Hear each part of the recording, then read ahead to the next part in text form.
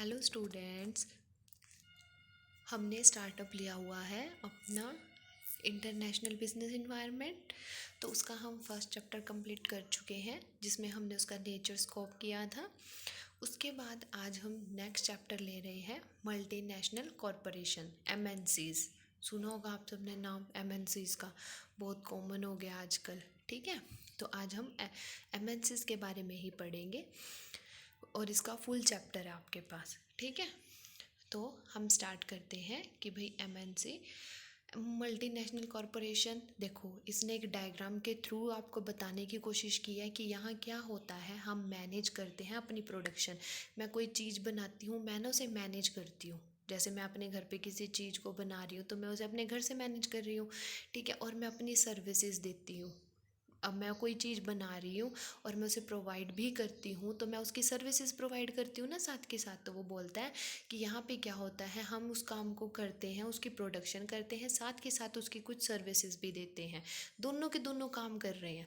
और कहाँ करते हैं, सिर्फ एक कंट्री में नहीं करेंगे, ज़्यादा कंट्री में करेंगे। क्योंकि एक कंट्री में करना था, आप अपने घर पे भी तो मान लो आप खाना ही बनाते थे, तो आप क्या करते थे, अपने घर में खाना बना के खिला सकते थे, दैट्स इट। ठीक है, लेकिन आपने क्या किया, अपनी प्रोडक्शन को थोड़ा बढ़ाया, आपने मैनेज किया अपनी प्रोडक्शन को। क्योंकि आप कौन सा सब्जेक्ट कर रहे हो, इंटरनेशनल कर रहे हो ना, तो आपने अपने एरिया को वाइड किया हुआ है। तो आपने यहाँ क्या किया, प्रोडक्शन को मैनेज किया, अपनी सर्विसेज उन्हें दी, किन्हें दी, एक से ज़्यादा कंट्री में। अपने घर से बाहर गए आपने, अपने अपनी सिटी में, ठीक है, उसके बाद अपने अपने डिस्ट्रिक्ट में, इन सब में आपने अपनी सर्विसेज प्रोवाइड करनी शुरू कर दी हैं। ये मैं आपको अपना लेवल दे रही हूँ। ठीक है, जैसे हम अपने लेवल की बात करते हैं, लेकिन हमें यहाँ कंपनी का लेवल लेके चलना है, तो वहाँ हम डोमेस्टिक से इंटरनेशनल पे जा रहे हैं।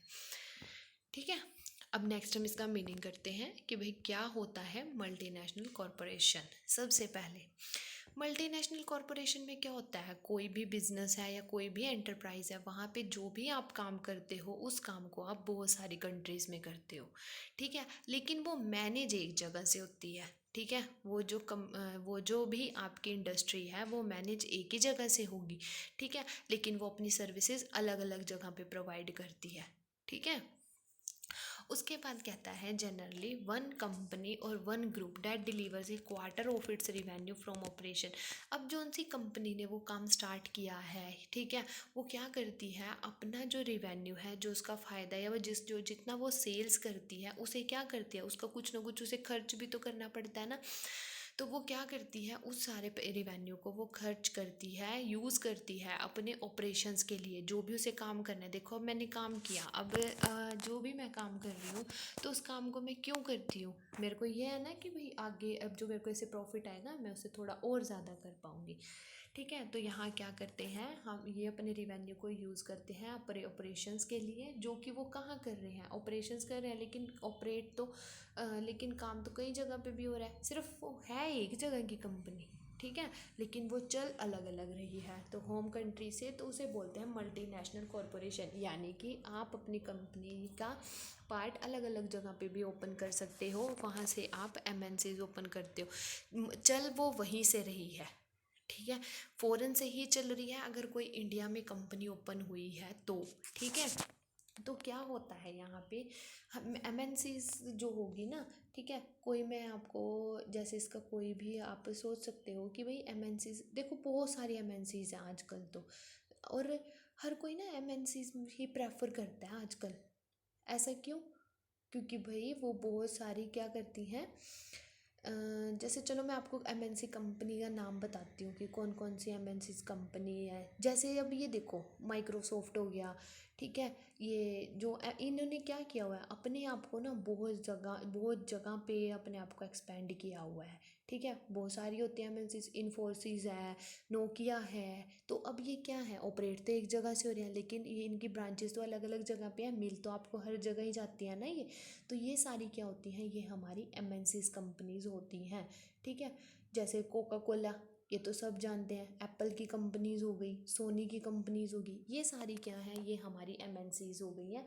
ये हैं एक जगह की, लेकिन ऑपरेट ये अलग अलग जगह पे होती हैं, इन्होंने अपनी ब्रांचेस ओपन की हुई हैं। ठीक है, होम कंट्री तो एक ही होगी ना, जहाँ के आप हो वो तो वहीं के ही रहोगे, लेकिन ऑपरेट अलग अलग जगह पे की गई। ठीक है, इसके एग्जांपल्स देख मैंने आपको एग्जांपल्स बताया, एग्जांपल से ज़्यादा अच्छे से क्लियर हो पाएगा।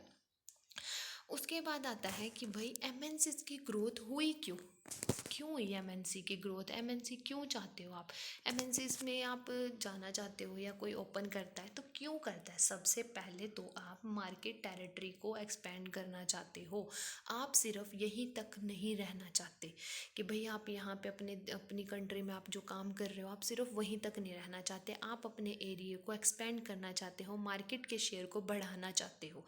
तो इसलिए से क्या होगा, हम एमएनसीज की ग्रोथ कराते हैं। ठीक है, कोई भी कंट्री है तो उसे ये है।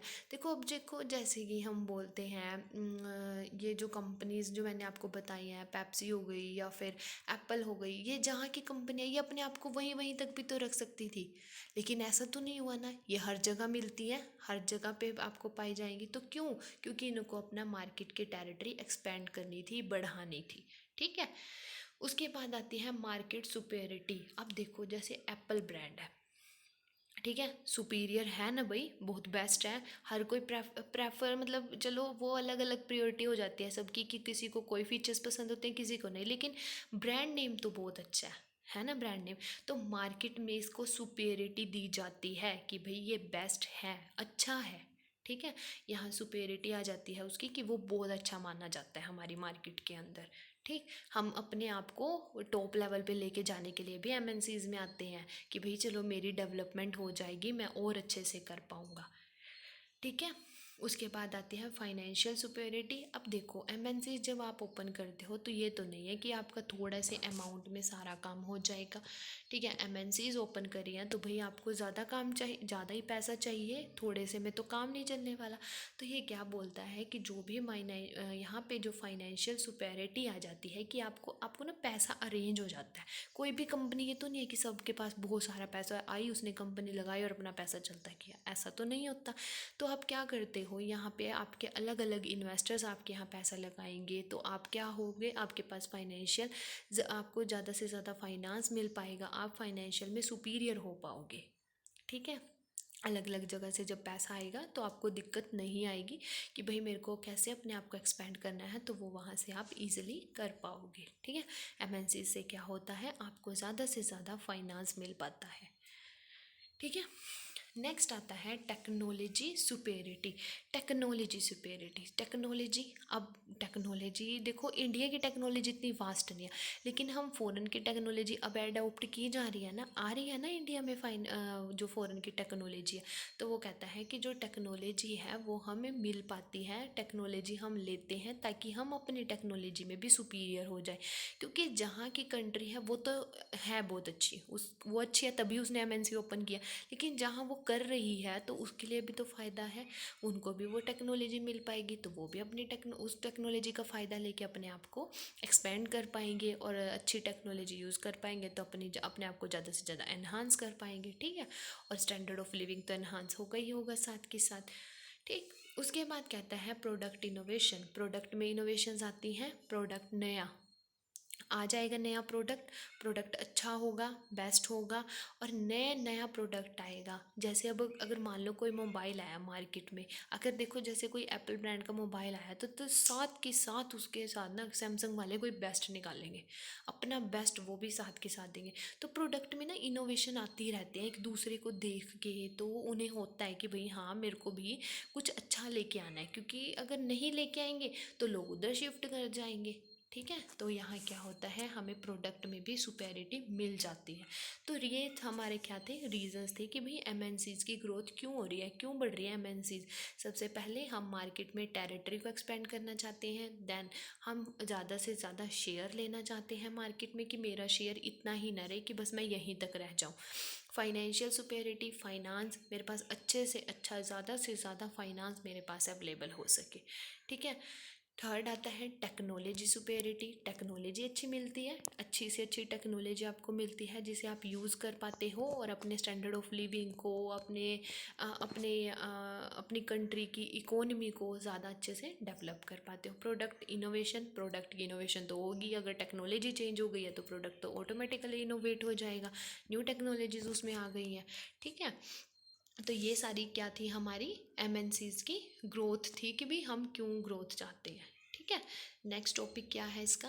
नेक्स्ट टॉपिक आता है भाई कैरेक्टरिस्टिक्स क्या है इसकी। हर एक टॉपिक की कैरेक्टरिस्टिक्स होती हैं, कुछ ना कुछ तो हो गई। ठीक, तो ये जो हमारी है ना कैरेक्टरिस्टिक्स, ये वैसे ज़्यादातर ना सेम ही है आपकी, जो हमने अभी ग्रोथ किया है, कुछ कुछ पॉइंट इसके उसमें से ही हैं। सबसे पहला, लार्ज स्केल रिसोर्सेज आपको मिल पाते हैं। अब ये नहीं है कि जो रिसोर्सेज आपके पास कम है तो आप उसे ही लेके चलते जाओगे, नहीं, क्योंकि आपके पास बहुत ज़्यादा रिसोर्सेज हैं। अब आपके पास ऑप्शंस आ गए हैं, ठीक है। अगर आप यहाँ से आपको लेबर सही नहीं मिल रही तो आप अदर कंट्री की लेबर यूज़ कर लो, इंडिया से लेबर ले लो, ठीक है।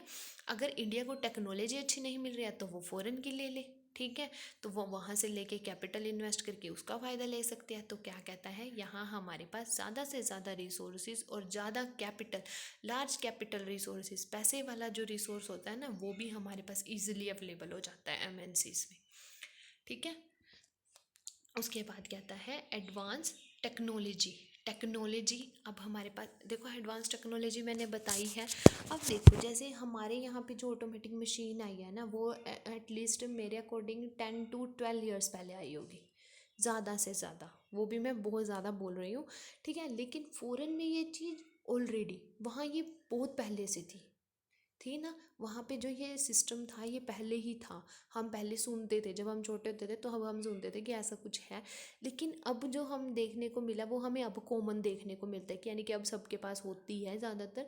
तो कहते हैं कि भाई एडवांस टेक्नोलॉजी भी हमारी एमएनसीज की हेल्प से ही हमें मिल पाई है, अदरवाइज़ हमें नहीं मिल पाती। तो एमएनसी क्या करती है, देखो जो एमएनसी ओपन होगी, जो कंपनी यहाँ ओपन होगी, तो वो जो भी रिसोर्सेज, जो भी यूजेस, मतलब जो भी प्रोडक्ट बनाएगी उसका यूज़ बताएगी, ठीक है। तो क्या होगा, वो कुछ अपना बेस्ट लेके आएगी, इनोवेशन लेके आएगी, क्योंकि ऑलरेडी जो पुराना है वो तो इंडिया के पास भी है, मतलब हम सबके पास पहले ही है। तो क्या होगा, हमें एडवांस टेक्नोलॉजी का प्रोडक्ट भी बहुत अच्छे से अवेलेबल हो जाता है और हमारा फ़ायदा होता है। और एमएनसीज़ को हमेशा क्या होता है कि उन्हें यही होता है कि मैं टेक्नोलॉजी बेस्ट टू बेस्ट लेके आऊँ, okay. Centralize location, centralize word पढ़ा है, बिजनेस का वर्ड है ये, सेंट्रलाइज डिसेंट्रलाइज। सेंट्रलाइज का मतलब होता है इसकी लोकेशन ना सेंट्रलाइज होती है, डिसाइड होती है।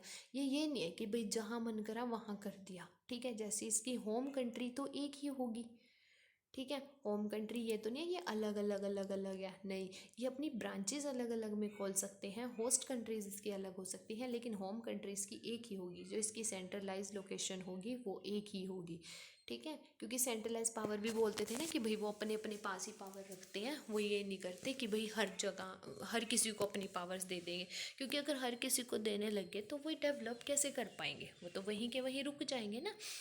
तो क्या होगा, जो एमएनसीज कंपनी होती है इनकी जो लोकेशन होती है वो सेंट्रलाइज होती है, ओके।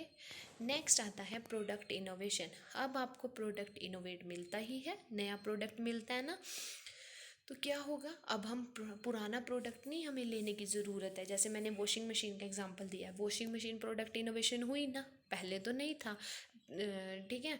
और जैसे हम माइक्रोवेव का एग्जांपल भी ले सकते हैं, पहले क्या होता था, जैसे हमें ग्रिल के लिए अलग लेना पड़ता था और तो बेक करने के लिए अलग लेना पड़ता था। लेकिन अब क्या हो गया, क्योंकि इनोवेशंस बहुत ज़्यादा आ गए, तो हमें सारे के सारे फीचर्स एक ही माइक्रोवेव में सारे फीचर्स मिल जाते हैं हमें, ठीक है। तो कहता है कि भाई प्रोडक्ट भी आपको क्या होगा, जो इनोवेट प्रोडक्ट होगा ना, नए नए प्रोडक्ट्स होंगे, अच्छे अच्छे प्रोडक्ट्स होंगे, जो आपका दिल करेगा भाई हाँ मैं लूँ, ट्राई करूँ, ठीक है। तो यहाँ क्या हो रहा है, आपको प्रोडक्ट इनोवेशन ज़्यादा मिल पाती है। उसके बाद आता है प्रोवाइड एम्प्लॉयमेंट, ये तो मोस्ट इम्पोर्टेंट है। अब जहाँ एमएनसी ओपन हुई तो वो एम्प्लॉयमेंट तो लोगों को प्रोवाइड करेंगे ना, ठीक है, वहाँ के लोगों को काम तो देंगे। ये कुछ या ऐसा है कि वो कुछ काम ही नहीं करेंगे, भाई चलो कंपनी ओपन कर दी चलती रहेगी अपने आप, कोई ह्यूमन रिसोर्स तो लगाने की ज़रूरत ही नहीं है, तो ऐसा तो नहीं होगा। तो जहाँ वो ओपन करी गई है वहाँ वो लोगों को एम्प्लॉयमेंट भी देंगे, काम देंगे। अगर उन्हें काम मिलेगा तो उन्हें सैलरी मिल पाएगी, अगर उन्हें सैलरी मिलेगी तो क्या होगा, उनकी इकोनॉमी भी डेवलप हो रही है, उनका अपना स्टैंडर्ड ऑफ लिविंग भी डेवलप हो रहा है, ठीक है। और वो सेटिस्फाई भी है, क्योंकि पहले लोगों के पास काम नहीं था, उनके पास अनएम्प्लॉयमेंट की प्रॉब्लम ज़्यादा थी, और जो कि एमएनसीज ओपन करके कम हो गई है, ठीक है। इसी पॉइंट से रिलेटेड है improve standard of living. Standard of living अच्छा हो गया, ऑब्वियस है, अगर एम्प्लॉयमेंट आई, लोगों के पास सैलरी आ गई, तो वो सोचेगा कि भाई अब जो उसकी नेसेसिटीज़ हैं वो तो वो पूरी कर ही रहा है, लेकिन अगर उसकी सैलरी अच्छी है तो वो ये सोचेगा कि भाई मैं कैसे अपने स्टैंडर्ड को एनहांस करूँ, कोई अच्छी अच्छी चीज़ें ले सकूँ मैं, ताकि मेरा स्टैंडर्ड भी थोड़ा अच्छा हो पाए। ठीक है, तो हर कोई चाहता है कि मेरा स्टैंडर्ड ऑफ लिविंग बेस्ट हो। तो यहाँ क्या होगा, जब उसे एम्प्लॉयमेंट मिल जाती है तो वो अपना स्टैंडर्ड ऑफ लिविंग को भी एनहांस कर पाता है। ठीक है, नेक्स्ट आता है प्रमोट ग्लोबल ब्रदरहुड। अब क्या हुआ, पहले हर कोई अपने आप काम करता था, जैसे इंडिया थी, इंडिया की कंपनी अपना काम कर रही थी, अमेरिका क्या अपना कर रही, ठीक है, इंग्लैंड क्या वो अपना कर रही है। तो वो कहता है यहाँ पे क्या आ जाता है, ग्लोबल ब्रदरहुड। अब एक दूसरे के साथ वो हाथ मिलाते हैं, भाई बहन बन के वो काम करते हैं। ठीक है, क्योंकि अगर जितना अच्छे से काम करेंगे, ग्लोबलाइज हो गया है, फ्री ट्रेड हो गया है, फ्री ट्रेड ऑफ एक्सचेंज हो गया ना, तो हमारा 1991 रिफॉर्म्स आए थे, उनकी वजह से जो हुआ था। तो यहाँ क्या होगा, जो हमारा क्या हुआ, हमें बहुत आसानी से जो हमें मिल पाता है ना, कि हमारा काम बहुत अच्छे से हो जाता है और ब्रदरहुड हो पाता है। ठीक है, नेक्स्ट आता है improve balance of payment. Balance of payment अच्छा हुआ, बैलेंस ऑफ पेमेंट इंक्रीज होगा। बैलेंस आएगा जब लोगों के पास एम्प्लॉयमेंट आ गई, सैलरी आ गई, तो वहाँ पे क्या हुआ, बैलेंस ऑफ पेमेंट भी अच्छा होगा। अब आपका जो बैलेंस ऑफ पेमेंट डेफिसिट जा रहा था वो सही हो जाएगा। ठीक है, बोलते हैं ना ज़्यादा सरप्लस और डेफिसिट दोनों ही बेकार होते हैं, दोनों को एक लेवल तक ही रहना चाहिए। तो वो क्या कहता है, यहाँ जो आपका बैलेंस ऑफ पेमेंट है वो इम्प्रूव हो जाएगा, अच्छे से काम कर पाएगा। ठीक है, तो आज हमने इसके क्या क्या किए हैं, एमएनसीज का मैंने आपको मीनिंग कराया है। ठीक है, हमने उसके ग्रोथ के फैक्टर्स पढ़े हैं कि भाई हम क्यों ग्रोथ चाहते हैं। उसके बाद हमने इसके कैरेक्टरिस्टिक्स करे हैं कि भाई क्या क्या कैरेक्टरिस्टिक्स होते हैं कि जो हम अपने एमएनसीज को ओपन कर पाते हैं।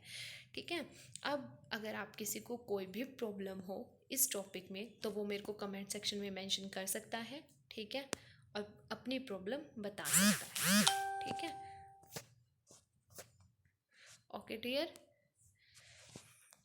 ओके, नेक्स्ट टॉपिक हम नेक्स्ट वीडियो में करेंगे। Thank you.